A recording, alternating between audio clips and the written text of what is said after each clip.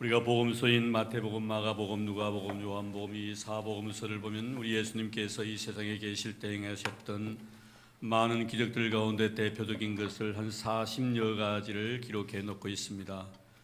근데 그 기적들을 마태복음에 기록되어 있는 것이 마가복음이나 누가복음이나 요한복음에 기록되지 않는 경우도 있고, 요한복음에 기록되어 있는 것이 다른 복음서에 기록되어지지 않는 그런 경우들이 대다수입니다. 그러나 유일하게 한 가지 사건이 있는데 마태, 마가, 누가, 요한복음에 다 공통적으로 기록되어져 있는 바로 기적이 오늘 본문에 있는 이 오병이어의 역사입니다. 이것만이 유일하게 사복음서에 다 기록이 되어 있습니다. 성령 하나님께서 성경 기자들에게 성령을 통해서 말씀을 기록하라고 하셨을 때 왜 이 사건만 다 성경 기자들에게 성령의 감동을 통하여서 기록하라고 하셨는가? 아마 큰 의미가 있으리라 믿어 의심치 않습니다. 물론 우리 주님께 행하신 모든 기적들은 다 중요한 것이지만 그 중요한 가운데서 이것을 다 서신에 기록하라는 것은, 복음서에 기록하라는 것은 그만큼 큰 의미가 있기 때문이 아닌가 하는 그런 생각을 가져봅니다. 우리 예수님께 요한복음 15장 7절 말씀에 보면은 내 아버지께서 이제까지 일하시니 나도 일한다라고 말씀하고 있습니다. 우리 하나님께서는 예수님께서 말씀하시는 그 순간까지 일하셨고 지금도 일하시고 계십니다. 그래서 우리 예수님께서도 아버지께서 일하시니 나도 일한다고 말씀하셨고 지금도 하나님은 성령을 통하여 일을 하고 계시는 것이지요. 하나님 말씀을 통하여 천지 만물을 창조하시고 나신 뒤에 사람을 만드셨습니다. 사람을 지으신 목적이 무엇일까요? 물론 하나님께 많은 의미가 그 속에 내포되어 있지만 특별히 그 중에 하나는 하나님의 거룩한 일을 이 사람들에게 맡기셔서 하나님의 뜻을 이루고자 원하는 그런 의도가 그 속에 있었기 때문입니다. 하나님은 일을 하시되 이제는 사람을 통해서 일을 하시는 것이지요. 오늘도 많은 하나님의 백성들을 부르시고 그 부르신 자들에게 귀한 사명을 맡겨주시고 이 사명에 따라서 각자에게 주어진 아름다운 일들, 믿음의 일들을 이루어갈 수 있도록 능력 주신 우리 하나님 아버지십니다. 그런데 우리 하나님께서 이렇게 사람을 통하여 일을 하시는데 일을 맡기시는 분량은 다 다릅니다. 어찌 보면 귀하게 쓰는 그릇도 있고 바울의 표현처럼 천하게 쓰는 그릇도 있습니다. 큰 그릇이 있는가 하면 작은 그릇도 있더라 이 말입니다. 어차피 우리가 인생을 살아가면서 하나님 앞에 정말 깨끗하고 좋은 믿음의 그릇으로 크게 쓰임받다가 주님 앞에 영광스러운 부활에 참여해야 되지 않겠나 이 말이에요. 바울의 다시 말씀의 고백처럼 부끄러운 구원이 아니라 영광스러운 구원받기 위해서 그저 예수 믿고 천국 가는 그 하나만 목적 가지고 우리가 살아서는 안 되겠다.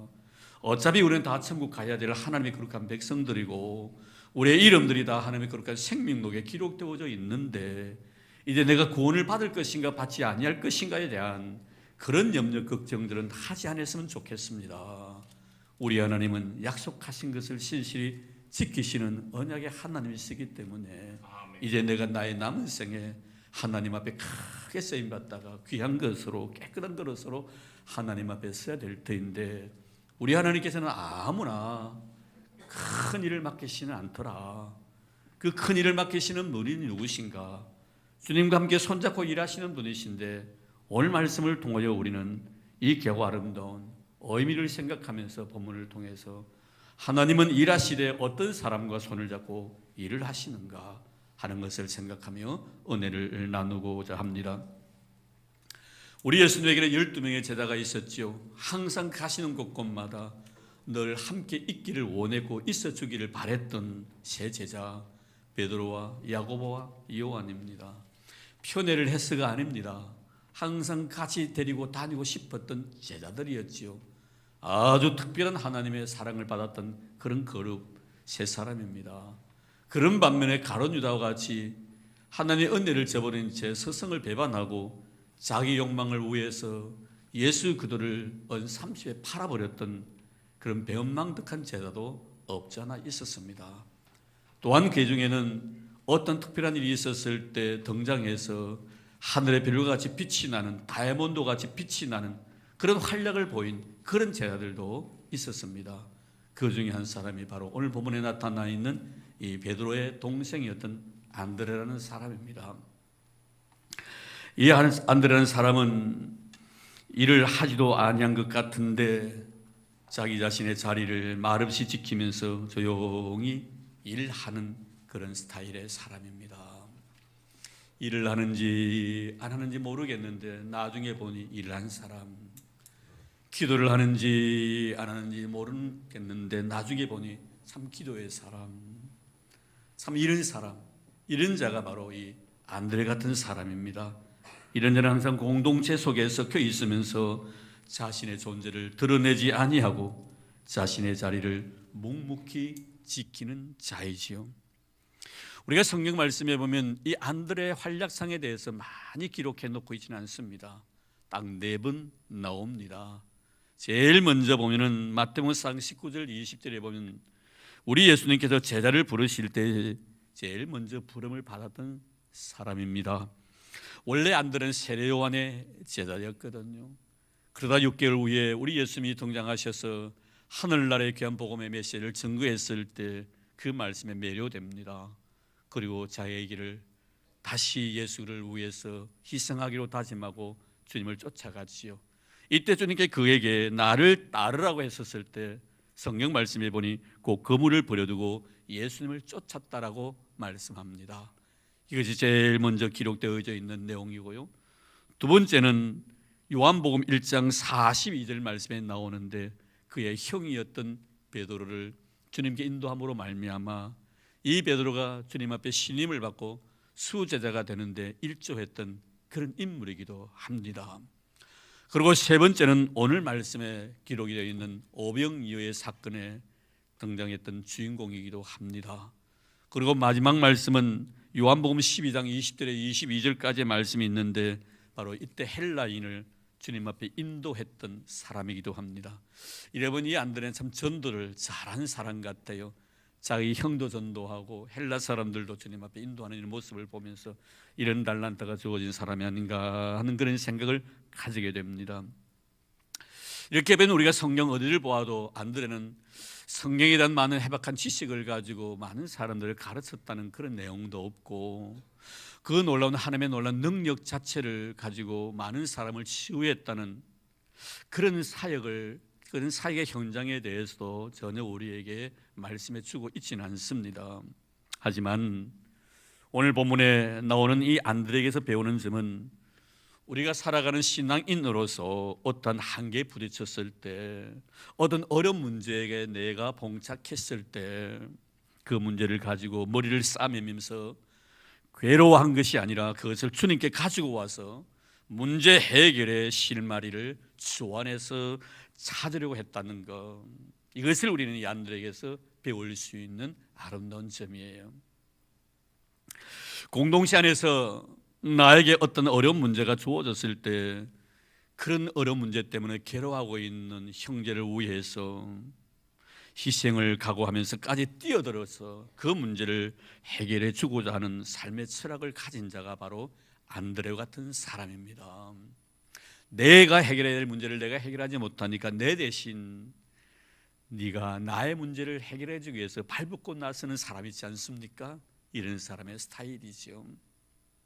가령 학교에서 생리적인 현상으로 인해서 힘들어하고 있을 때 도저히 용기가 나지 않아서 손을 들고 선생님 제 화장실 좀 다녀올게요 이런 말 하지 못하는 친구들 있지 않습니까? 끙끙 앓고 있는 친구들. 근데 그 모습을 곁에서 지켜보고 대신에 손을 듭니다. 선생님 내 친구가 지금 화장실에 가고 싶어서 힘들어합니다. 좀 보내주십시오 라고 말하는 이런 사람 말입니다. 이런 스타일 말입니다. 자, 이제 우리는 본문으로 한번 돌아가 볼까요? 6월절 임박했습니다. 많은 무리들이 예수님을 만나기 위해서 예수님이 계신 광야로 몰려 들어왔습니다. 그러게 주님께서는 말씀을 전하셨습니다. 하늘나라의 메시지를. 너무 몰입했을까요? 그 말씀에 심취한 나머지 무리들은 밥 먹을 시간을 놓쳐버린 것입니다. 그때 남자 장정만 약 5,000명입니다. 20세에서 60세까지의 남자 숫자입니다. 5,000명. 주님은 이 문제를 그의 제자였던 빌립에게 시험하고자 질문을 던집니다. 우리가 어디서 떡을 싸서 이 사람들을 먹이겠느냐고 오늘 본문 5절에 기록이 되어 있습니다. 이 문제를 갖다가 주님께서 제출했을 때 컴퓨터 머리를 가지고 있었던 빌리, 바로 그 자리에 정리가 다 돼버렸습니다. 이곳에 모인 숫자들이 한눈에 다 들어왔습니다. 이 사람들을 먹이려고 하면 가격이 얼마 정도 될 것인가에 대해서도 대강 머릿속에 다 입력이 되어 있습니다. 주님께서 우리가 어디서 떡을 사서 이 사람을 먹이겠냐고 말씀을 했었을 때 빌립의 답입니다. 7절 보겠습니다. 빌립이 대답하되 각 사람으로 조금씩 받게 할지라도 200데나리온의 떡이 부족하리라. 이 데나리온, 본문에 나와 있는 이 데나리온은 바로 금전의 단위인데요, 당시 한 데나리온은 오늘날로 말하면 성인 한 사람의 하루 일당입니다.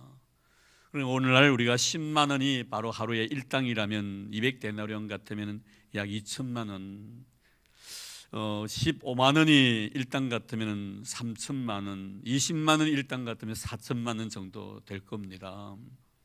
주님, 2천만 원 정도 아니면 3천만 원, 4천만 원 정도 된다 할지라도 이 사람들을 다 먹이기에는 부족하다, 모자라다, 턱없이 모자랍니다.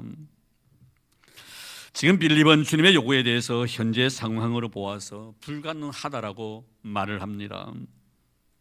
빌립의 진단은 분명히 우리가 인간적인 차원에서 바라보면 굉장히 합리적이고 또 타당한 논리입니다. 이성적입니다. 안 된다는 것입니다. 불가능하니까 더 이상 논할 가치가 없다는 것이죠. 사실 그렇습니다. 얼마나 타당합니까? 이 5천 명을 가지고 무엇을, 5천 명 앞에 뭘 가지고 이들을 먹이겠다는 것입니다. 안 된다는 것입니다. 현실을 그대로 직시한 그런 진단이고 판단이고 결정입니다. 하지만 중요한 것은 주님의 요구에 대한 빌립의 문제 해결을 위한 제안은 그 상황에서 아무런 도움이 되지 못했다는 것이지요. 주님은 이 문제를 갖다가 빌립에게 던졌을 때 주님이 원하셨던 것은 이 문제를 해결하기 위해서 빌립에게 질문을 던진 것입니다. 그러나 빌립의 답은 전혀 이 문제 해결에 대해서 도움이 되지 못했다는 것이지요. 오늘날 여러분, 우리 안에 가끔 우리에게 말씀을 통하여 묻습니다. 질문을 던집니다. 그럴 때는 주님께 우리에게 질문을 던지실 때에는 우리에게 그것을 해결할 수 있는 능력이 없다면 그것은 분명히 주님 앞에 그 해결의 능력이 있기 때문에 주님께 물어보라는 말 아닙니까, 여러분? 주님께서 모든 문제의 해결의 키를 가지고 있다는 증거인 것입니다. 그런데 여러분, 오늘 말씀해 보면은 주님이 빌립에게 우리가 어디에서 떡을 싸서 이 사람들에게 먹이겠느냐고 하셨을 때 이것은 저들을 먹이기 위함이지 굶겨 보내겠다는 의도는 아닙니다. 그들에게 도움이 되는 방향으로 네가 나에게 나의 물음에 대해서 답하라는 것입니다. 네가 답한다면 얼마든지 나는 그들을 도와줄 수 있는 능력이 있다는 것을 전제하고 던지신 질문이 아니겠는가? 오늘 일은 마찬가지입니다. 우리에게 가끔 말씀을 통하여 우리에게 질문을 던지실 때는 나에게 해결할 점이 없다는 것을 아시기 때문에 질문을 던지시는 것입니다. 그리고 그 물음에 대한 답은 우리 주님이 가지고 계신다는 것입니다. 그분께 나가면 된다는 것입니다. 네게서 찾지 말라는 것입니다. 나에게 대답이 있다는 것입니다. 그래서 나에게 묻고 그리고 나에 대해 물음에 대해서 네가 답하라는 것입니다. 그 답이 뭡니까, 여러분? 신앙 고백이에요. 네 신앙을 보여달라는 것입니다. 그런데 당사자인 빌립은 이렇게 말합니다. 각 사람으로 조금씩 받게 할지라도 200데나리온의 떡이 부족하리다. 문제를 해결할 수 있는 방안을 나에게 제시하라고 하시는데 방법이 없습니다. 그러니 안 됩니다. 아니, 할 수 없습니다라고 대답하는 것입니다. 참, 이런 사람하고요 일하려면요 기가 찰 노릇입니다. 참 힘듭니다. 저 역시도 목산수 받고 참 많은 목회 나날을 보내왔지만 이런 의식 구조와 이런 신앙관을 가지고 있는 사람과 목회한다는 것이 얼마나 힘든 것인가를 잘 알고 있습니다. 하는 것마다 안 된다는 것입니다. 못하겠다는 것입니다. 생각해 보라는 겁니다. 이성적으로 판단해 보라는 것입니다. 하면 될 터인데 주실 분은 하나님이시고 능력 주실 분은 우리 성령 하나님이신데 인간적인 안목에서 모든 것을 결정하고 판단하더라 이 말이에요. 참 이런 사람 손잡고요 일하는 거 정말 억장이 무너지지요. 그런데 이때 한 사람이 등장을 합니다. 그가 바로 안드레입니다. 정말 어떻게 보면 이 안드레는 대책이 없는 사람이에요. 대책이 없는 사람이에요. 5,000명 앞에 두고 보리떡 5개 물고기 2마리를 달랑 가지고 주님 앞에 옵니다. 안 되는 것을 가지고 오는 거예요. 그래서 이름이 아마 안드레인 것 같아요. 이거 가지고 못하겠다는 것입니까? 차라리 어린아이에게 돌려주면 그 아이라도 배불리 먹을 수 있을 것인데 말입니다. 몰라도 이렇게 모를 수가 있겠는가? 아무리 머리가 안 돌아가도 이렇게 멍청할 수가 있나 이 말이에요. 그 5,000명 앞에서 보리떡 5개 물고기 2마리, 우리가 어디에서 떡을 싸서 이 사람들에게 먹이겠느냐는 주님의 질문 앞에 가지고 온 것이 보리떡 5개와 물고기 2마리입니다. 그런데 신앙이라는 것은 항상 반전이거든요. 여기서 우리는 신앙이 무엇인가를 안드레에게서 배웁니다. 단도직입적으로 말씀드린다면 하나님은 어떤 자와 손잡고 일하시는가 하면 대책 없는 자와 손잡고 일하시는 분이 우리 하나님 아버지십니다. 대책 없다고 표현을 했지만 대책 없다는 것은 그만큼 모든 일을 이성으로 생각하는 자가 아니라 믿음으로 생각하고 믿음으로 일하는 자를 의미하는 것입니다. 지금 안드레는 빌립에게 너에게 말씀하신 분이 누구냐라고 그의 행동을 통해서 직접 증거하고 있는 거예요. 빌립은 자신 앞에 있는 무리만 보았지만 안드레는 무리 앞에 계시는 우리 하나님이신 주님을 본 것입니다. 바라보는 관점입니다. 그 관점의 차이입니다. 똑같은 상황에서 바라보는 것과 생각하는 것이 다릅니다. 빌립과 안드레가 말입니다. 지금 안드레는 빌립 앞에서 오병이어를 보여주면서 상황을 보지 말고 주님을 바라보라는 메시지를 빌립에게 전달하고 있습니다. 아니, 오늘 이 시간에 우리에게 말씀해 주고 있습니다. 성령을 보십시오. 하나님께서 함께 일하셨던 분들은 다 대책 없는 사람들이었습니다. 아브라함 보십시오. 하나님의 그에게 고향 갈 때 우리를 떠나라고 했었을 때 대책 없이 떠납니다. 아무 준비 없습니다. 그저 떠나라고 하니까 떠나는 거예요. 나중에 100세 때 주었던 아들 이삭 바치려고 하니까 대책 없이 바칩니다. 그저 주님이 바치고 나면은 주님이 또 다른 아들을 주시렵니까? 아니면 내가 바치는 그 순간에 주님께서 내 아들을 살려주시렵니까? 아무런 대책 없습니다. 그저 바치라고 하니까 바치는 것입니다. 다윗은 또 어떠합니까? 수천 수만 명의 사람들도 벌벌 떨고 있는 골리앗 앞에서 나무 막대기 하나 달랑 들고 돌멩이 가지고 싸우겠다는 것입니다. 얼마나 이런 대책 없는 사람입니까? 하나님 앞에 가장 귀하게 쓰임받았던 사무엘 선지자 대책 없는 사람 아닙니까? 사무엘상서 7장 말씀을 보십시오. 블레셋 군대들이 이스라엘을 치겠다고 벌떼와 같이 미스바를 향해 칼과 창으로 무장하고 다가옵니다. 그렇다면 나라의 지도자로서 어떻게 해야 됩니까? 우리도 무장하라고, 싸움의 분이 하나님 도와주실 테니까 이길 것이라고 용기를 줄 수 있어야 되겠는데 대책 없는 제안을 냅니다. 뭐합니까? 예배드리자는 겁니다. 그들 앞에서 예배드리자는 거예요. 이렇게 대책 없는 사람이 있습니까? 그런데 문제는 대책 없이 행했던 이들을 통해서 하나님은 일을 하시더라는 겁니다. 할렐루야. 이런 자들과 함께 일하시는 하나님이심을 믿으시기를 주의 이름으로 축복합니다. 대책 없는 아브라함에게 여호와 이레의 복을 주셨고 대책 없이 행동했던 다윗을 통하여 블레셋을 물리치게 하시더니 대책 없이 행동했던 사무엘을 통하여 하나님 이스라엘로 하여금 승리자가 되게 해주셨습니다. 이렇게 보면요, 믿음의 사람들은 다 대책 없는 사람들이라는 것을 알 수가 있습니다. 그렇습니다. 우리가 하나님 앞에 나갈 때 계획이 없어야 됩니다. 내 머릿속에 계획을 다 만들고 설계를 다 만들고 하나님 앞에 가서 이렇게 할 테니 도와주십시오. 그게 무슨 신앙입니까? 하나님은 도와주시는 분이 아니시라 우리의 주체이십니다. 모든 것 주관자이십니다. 나에게 모든 것을 맡기라고 말씀하십니다. 너의 시작부터 마지막 순간까지 모든 인생의 삶을 나에게 맡기라고 말씀하십니다. 주님, 우리의 협조다, 그것으로 생각하면 안 됩니다.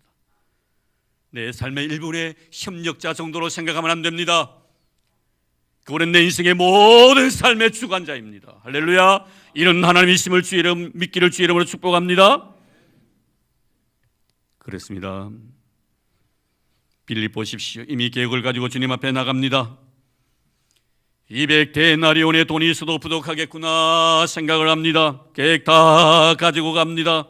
그래서 빌립 예배는 7절의 계속해서 조금씩 나눠줄지라도 부족합니다. 조금씩 부족하다. 뭐가 조금씩입니까? 떡입니다. 무엇이 부족합니까? 떡이 부족합니다. 계산을 하고 있었다 이 말입니다. 그러나 안드레에게는 조금씩이라는 말이 없습니다. 부족하다는 말도 없습니다. 계획을 세우지 않았다는 것입니다. 그저 대책 없이 주님 앞에 나간 것입니다. 그것도 5,000명 앞에서 보리떡 5개와 물고기 2마리입니다. 정말 생각이 없어 이렇게 없을 수가 있습니까?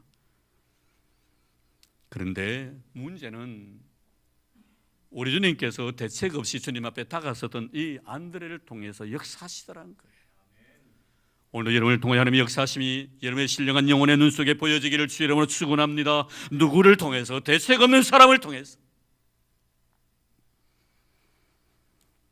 그럼 주님은 이 대책 없던 안드레를 통해서 어떻게 역사하셨는가? 11절 보겠습니다. 예수께서 떡을 가져 축사하신 후에 앉아있는 자들에게 나눠주시고 물고기도 그렇게 그들을 원더로 주시니라. 빌립은 보기에 부족했고 모자랐지만 우리 주님은 넉넉했습니다. 넘쳤습니다. 원더로 주신 줄로 믿습니다. 이분이 바로 우리 하나님 아버지신 줄로 믿습니다. 나는 모자라라고 생각했지만 주님은 넘쳐 주시는 분이 우리 하나님 아버지십니다.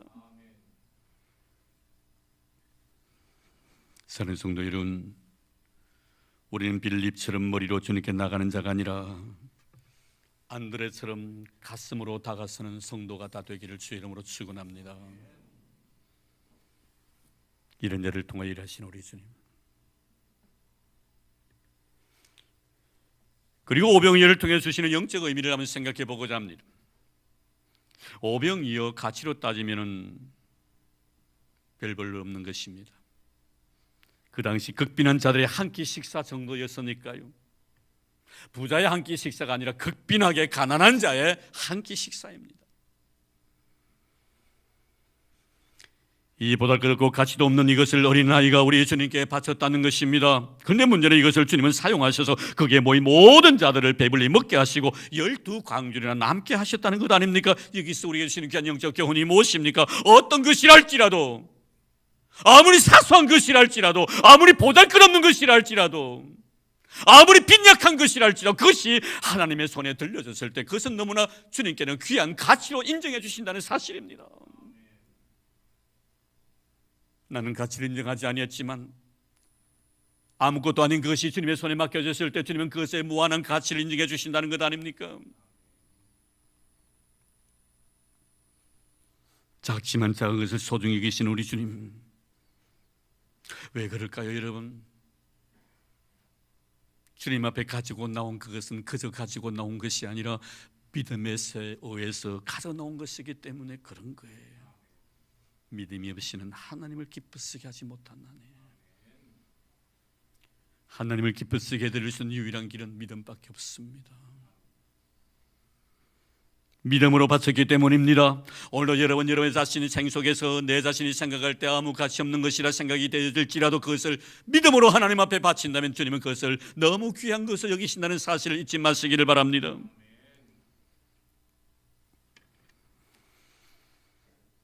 바로 빌립이 가치를 인정하지 아니했던 작은 것, 부족한 것, 즉 5,000명 앞에서의 오병이어였습니다. 5,000명 앞에서의 오병이어, 이것이 바로 주님을 신뢰하게 만든 근원이었습니다. 많았으면 가져가지 않았을 것입니다. 그 자리에 나누어줬을 것입니다. 너무 적었기 때문입니다. 그것이 바로 골리앗 앞에서의 다윗 아닙니까? 사자 앞에서의 다니엘이며 펄펄 끓는 불무불 앞에서의 사드락과 메삭과 아벳느고입니다. 나의 약함이 강하신 주님을 의지하게 한다는 말입니다. 스스로 강하다고 생각하는 사람은 절대로 하나님을 의지하지 않습니다. 나에게 아직도 힘이 남아있다고 생각하는 사람은 하나님 앞에 손을 벌리지 않습니다.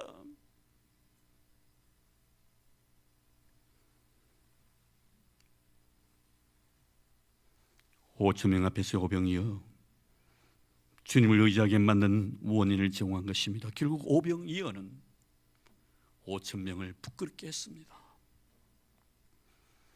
사랑하는 성도 여러분, 혹시 우리에게 약함이 있지는 않습니까? 남에게 자랑할 것이 없는 그 무엇 말입니다. 그러나 아무것도 염려하지 마시기를 바랍니다. 그것이 주님을 의지하는 힘의 근원이 될 터이니 말입니다.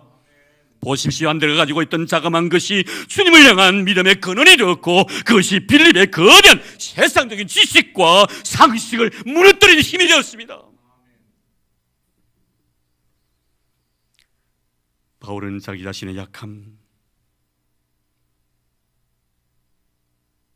곧 육체의 가시가 주님을 의지하는 힘의 근원이 되었노라고 고백합니다. 그러면서 이렇게 고백했지요. 내가 약할 때 곧 강함이라고.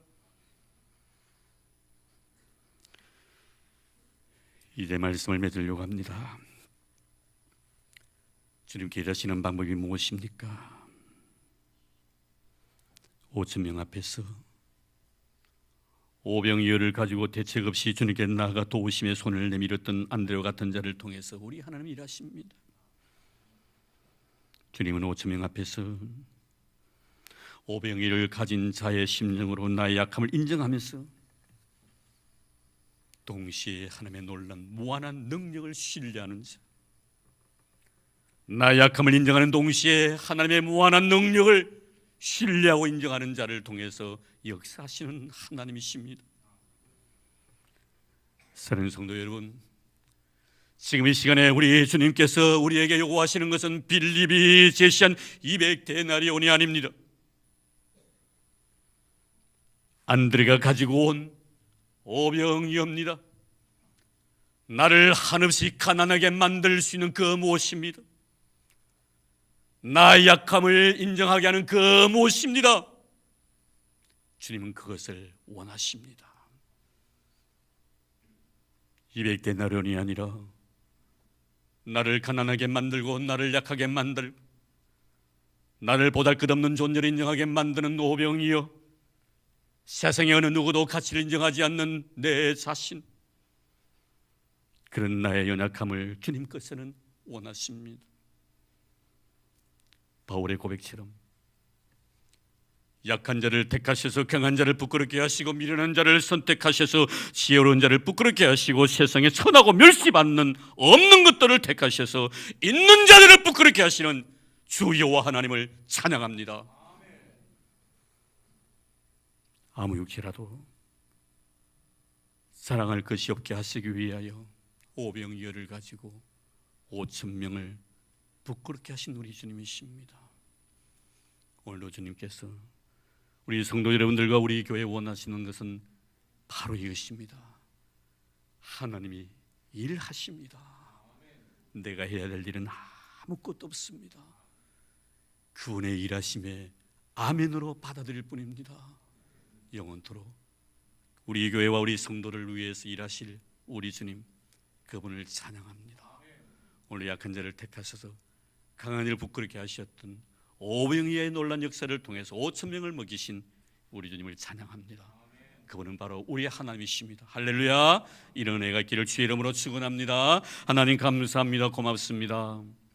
귀하고 복된 시간, 오병이의 사건을 통해서 늘 들려주시는 말씀이지만 오늘 또다시 새로운 마음으로 하나님의 거룩한 말씀에 우리가 감동받고 하면 응답하게 해주시니 너무나 감사드리옵니다. 하나님께서는 이렇게 없는 자를 통해서 역사하십니다. 그 배후에 역사하고 계신 하나님을 실대적으로 신뢰하는 자를 통해서 일하십니다. 오늘도 하나님, 내가 주님 200데나리온이 아니라 오병이어가 되고 싶습니다. 그것이 주님을 신뢰할 수 있는 힘의 근원이기 때문입니다. 그 모습으로 주님 앞에 무릎 꿇는 우리가 되도록 도와주시기를 원합니다. 약한 자를 택하셔서 강한 자를 부끄럽게 하신 우리 주님을 찬양합니다. 영광 받아주시기를 원합니다. 못나고 부족한 죄를 선택해 주셔서 하나님 위대한 역사를 이루신 우리 주님을 찬양합니다. 아버지 영원 무토록 우리의 찬양을 받아 주시옵소서. 이 영금을 위하여 기도드립니다. 주시는 너무나 고마워서 귀한 예물 믿음으로 드립니다. 시배를 줘드립니다. 감사 예물 드립니다. 건축헌금 드립니다. 선교 예물도 드립니다. 아버지 하나님, 작은 자를 위하여 미랄의 헌금도 드립니다. 1000번째까지 아낌없이 주님 앞에 드립니다. 하나님 기뻐 허명해 주시기를 원합니다. 믿음으로 드렸습니다. 믿음으로 역사해 주시기를 원합니다. 하늘의 신령한 복과 땅의 기름짐으로 가득가득 넘치도록 채워주시기를 원합니다. 하나님 꽃토로수 놓았습니다. 아름다운 여인의 거룩한 신앙이 이곳에 담겨져 있습니다. 향기나게 도와주시기를 원합니다. 거룩하게 도와주시기를 원합니다. 아름다워지기를 원합니다. 사랑하는 자녀가 이 땅에서 엄마를 통해서 복을 받게 하시고 사랑하는 남편과 사랑하는 자녀들 이 땅에서 하나님의 은혜 속에 살아가도록 도와주옵소서. 하나님 믿음의 여인의 모든 삶이 기름지게 도와주시고 뿌린 아름다운 신앙의 씨앗들마다 거룩한 열매 맺도록 두 손 들어 복을 부어 주시옵소서. 고맙습니다. 감사합니다. 감사함을 잃어버리지 아니하게 도와주셨고 그 은혜를 저버리지 아니하도록 날마다 말씀 안에 거할 수 있도록 축복해 주신 만복의 그런 되신 예수님 이름으로 감사하며 기도드리옵나이다. 아멘.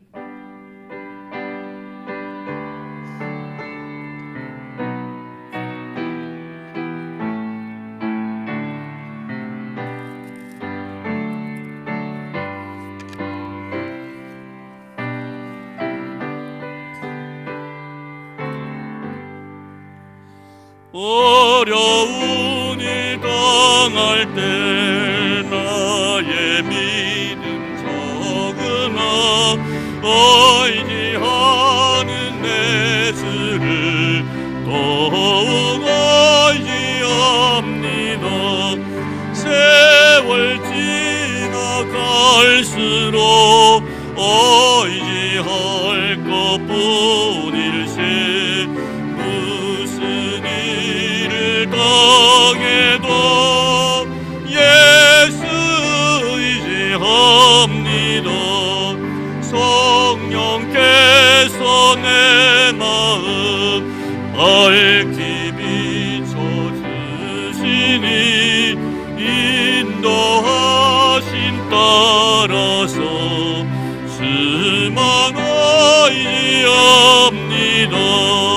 세월 지나갈수록 의지할 것뿐일세. 무슨 일을 당해도 예수 의지합니다. 밝을 때의 노래와 어두울 때의 기도로 위태할 때 도움을 주께 간구합니다. 세월 지나갈수록 의지할 것뿐일세. 무슨 일을 당해도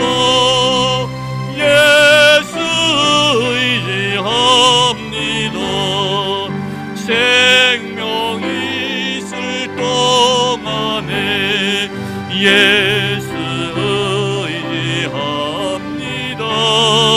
천국 올라가도록 의지할 것뿐일세. 세월 지나갈수록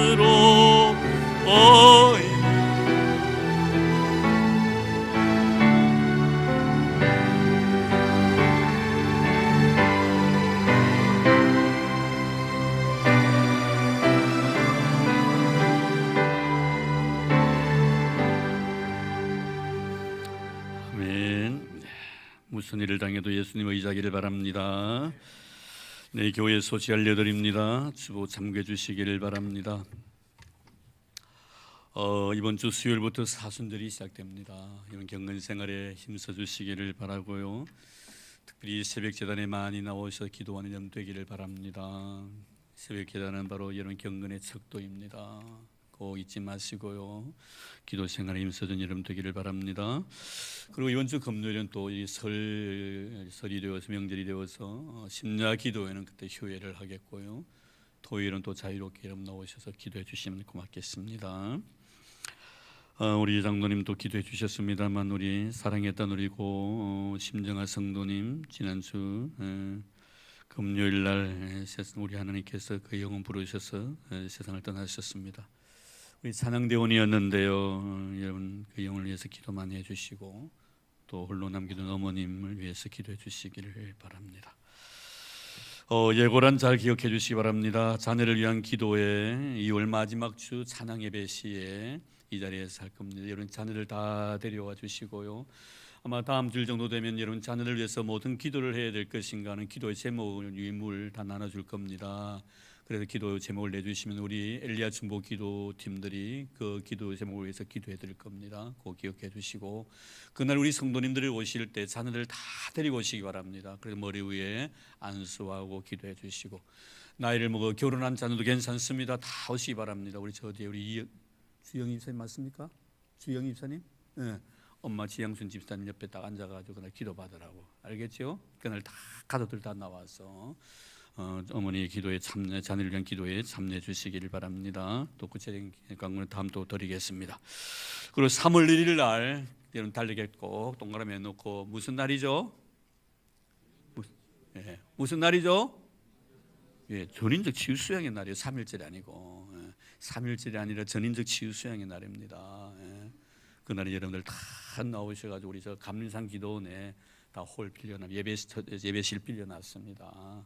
그래서 마음 기도하시고요. 또 산에 올라가가 또 기도도 해보시고요. 여러분의 삶의 문제 가지고 한번 몸부림쳐 보십시오. 하나님께 여러분의 모든 손들을 이루어 주실 것입니다. 그래도 많은 성도들이 가가지고 영혼도 치유받고 삶의 문제도 해결받고 물질 문제, 자녀 문제, 건강의 문제를 주의 은혜로 다 해결받고 떠오르는 그런 시간 되기를 바랍니다. 3월 1일이 무슨 날이라고요? 크게 좀 대답하죠. 3월 무슨 날이라고요? 전인적 치유 수양에 좀 음성이 좀 살아있기를 바랍니다. 전인적 치유 수양에 꼭 기억해 주세요. 직장 가야 되는데요. 연차 내세요. 다른 데 연차 내지 마시고 꼭 연차 내셔서 그날 다 참석을 바랍니다. 그날 우리 항존직부터 다 저 출석 체크할 거예요. 다 우리 항존직만 참석하면 80명 됩니다. 80명 다 참석해서 교회를 위해서 여러분 가정을 한번 기도하시길 바랍니다. 성령의 떡을 만지시면 내가 있을 줄로 믿습니다.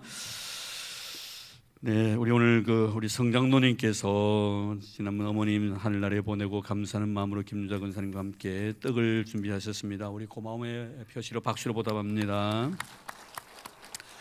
일부 예배 때도 우리 오전에 말씀을 드렸습니다. 오늘 교사들 우리 아무도 참석 안 했은 줄 압니다만 우리 그 선교 헌금에도 조금 여러분들 거룩한 부담을 좀 가졌으면 좋겠습니다. 우리 선교사님 그 모슬림 그 땅에 들어가가지고 선교 활동하고 계시는데요.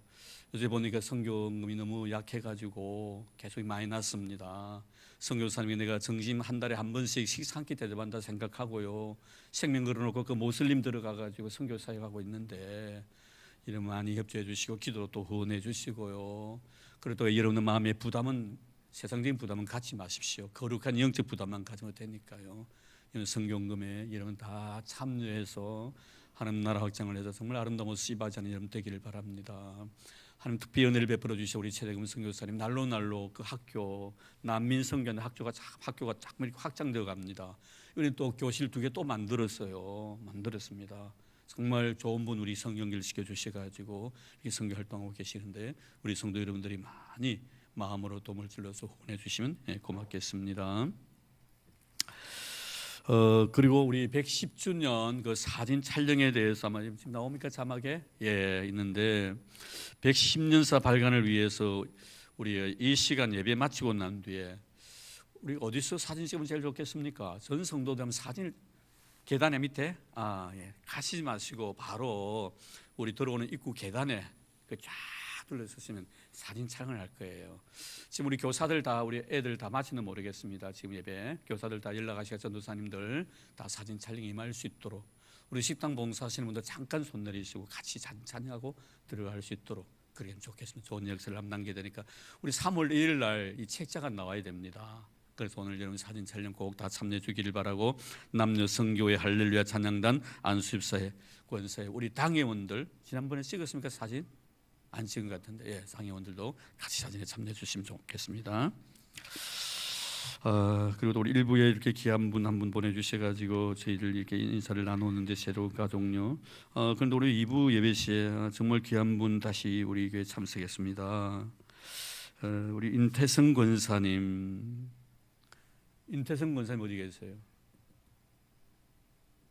예, 중간에 계신 제가 몰랐는데 우리 박수로 환영하겠습니다. 저희 교회에서 안수 이렇게 받으시고 개척교회에 있는 교회 오랫동안 섬기셨습니다. 그런데 다 사명 다하고 다시 돌아왔습니다. 얼마나 감사한지 그동안에 그 어려운 개척교회를 위해서 참 물심양면으로 수고 많이 하셨습니다. 우리 주의 이름으로 다시 한번 마음껏 환영한다는 의미에서 박수 치겠습니다. 네, 감사합니다. 고맙습니다. 빨리 적응하시기를 바랍니다. 좀 많이 그렇죠. 분위기도 모르는 인물도 얼굴도 너무 많을 거고요. 우리 권사님이시니까 여러분 따뜻하게 대해주시고 수고 많이 하셨다고 격려해 주시면 고맙겠습니다. 우리 복원이 휴가 나왔네. 우리 복원이 어딘? 서복원? 저 뒤에 한번 일어나 보라고. 어이구 훌륭한 군인이 돼가지고 머리 다 깎고 아이고 그래요. 우리 환영의 박수 올리겠습니다. 감사합니다. 고맙습니다. 자, 우리 인태성 권사님을 위해서 한번 기도드리도록 하겠습니다. 하나님 감사합니다. 우리 임 권사님 정말 사랑하는 자녀들과 함께 오랜 세월 동안 우리 울산성교회를 섬기셨는데 이 개척교회에 또 이렇게 주님의 뜻하심이 계셔서 가셔서 또 우리 수년 동안 참 헌신 많이 하셨습니다. 물신양면으로 정말 하나님 앞에 아름다운 모습으로 헌신하게 도와주시고 사명 다 마치고 또다시 저희 교회에 돌아왔습니다. 고마운 하나님 아버지 감사합니다. 우리 권사님 날까지 지켜주신 하나님 아버지, 그로하여 주님의 몸된 자단을 위하여 눈물 부르게 하신 하나님 아버지, 어디로 가든 우리 울산 수영교회를 잊지 않게 해주신 하나님 아버지, 다시 돌아와 우리와 함께 신앙을 나누고자 원합니다. 하나님 우리 권사님 머리 위에 성령 충만케 도와주시고 개척교회를 섬기던 그 뜨거운 열정 우리 교회를 위해서 쏟아붓는 귀한 여동의 남은 생애 되도록 도와주시기를 원합니다. 어느덧 세월 많이 흘러 7순을 넘었습니다. 하나님 남은 생애 이 땅에서 언제까지 머물게 하실지 모르지만 그날까지 주님 부르시는 그날까지 이제 나의 거룩한 남은 성령의 에너지를 주님의 몸된 자들에 마음껏 쏟아붓는 귀한 믿음의 여동 되게 하옵소서. 가정 후에도 평강 주시고 사는 남편과 흩어진 자녀들에게도 은혜 위 은혜를 더하여 주옵소서. 우리 온 교회는 우리 권사님을 기쁨으로 맞이하게 해주시니 너무나 감사드리옵니다. 사랑의 교대를 통해서 서로 만져주고 서로 보듬어주고 서로 안아주고 서로 웃음을 나눌 수 있는 저희들 되게 하여 주옵소서. 감사드리고 다시 만날 수 있는 은혜 주신 예수님 이름으로 기도드립니다. 아멘. 이제 그들 다 일어나 주시기를 바랍니다. 마치고 난 뒤에 바로 가지 말고 꼭 여러분 우리 준3층에 계시는 분들도요 다 참여해 주시기 바랍니다. 우리 곁에 있는 분들 인사 나눌까요? 하나님 일하십니다. 네, 우리 준3층에 계시는 분들도 오늘 준3층 많이 오셨는데 밑에 자리 많이 비어 있습니다. 다음 주에 밑에 자리 다 채워주시면 고맙겠습니다.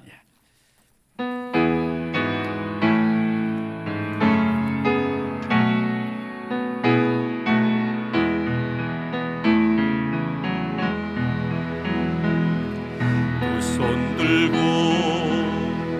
찬양 우리 손 들을까요 다? 다시 오실 왕 여호와께 오직 주만이 나를 다스리네. 나는 만을 섬기리 헛된 마음 버리고 성령이여 내 영혼 충만하게 하소서.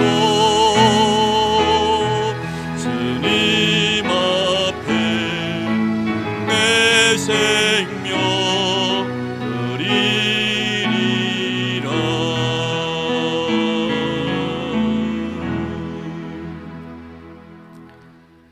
이제는 교회 머리 되신 우리 주 예수 그리스도의 은혜와 하나님 아버지의 지극하신 사랑하심과 성령님의 교통하심이 복되고 거룩한 날 주 앞에 나와 거룩한 믿음의 제물로 자신을 드리고 주신 은혜 너무나 고맙고 감사하여 감격 어린 마음으로 이 세상에 흩어진 교회로서 사명을 다하기 위하여 빛의 자녀다움의 삶을 살아가기로 다짐하는 사랑하는 우리 모든 성도들 머리회와 오늘도 출타 중에 계신 우리 믿음의 식구들, 나라의 부름을 받아 수고하고 있는 우리 믿음의 아들들, 그리고 특별히 병중에 고생하고 있는 우리 믿음의 형제들, 그리고 주님께 친히 피로 값주고 사신 우리 교회 위에 이제부터 영원토록 함께 하시기를 간절히 축원하옵나이다. 아멘.